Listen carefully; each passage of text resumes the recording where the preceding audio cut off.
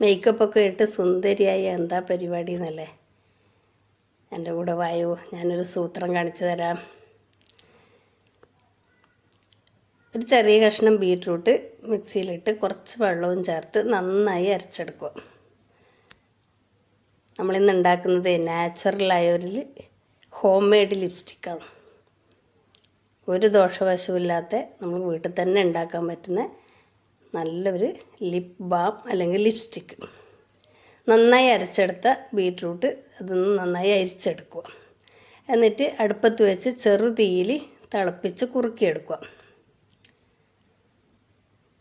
നന്നായി കുറുകി വരുമ്പോൾ അതിൽ കുറച്ച് നെയ്യാണ് ചേർത്ത് കൊടുക്കുന്നത്.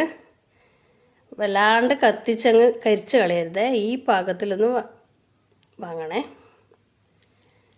അതാ നമ്മുടെ ലിപ്സ്റ്റിക്ക് തയ്യാറായിട്ടുണ്ട്. ഒരു ദോഷവശവുമില്ലാത്ത വളരെ നാച്ചുറലായ ഒരു ലിപ്സ്റ്റിക്ക് അല്ലെങ്കിൽ ലിപ്പ് ബാം.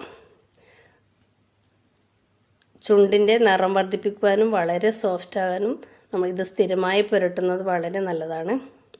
ഒരു ഫോട്ടോ ഒക്കെ പോസ്റ്റ് ചെയ്യുമ്പോഴോ ഒന്ന് പുറത്ത് പോകുമ്പോഴോ നമുക്കിനി ഇത് മാത്രം മതി. അതിൻ്റെ കളർ നോക്കിയേ,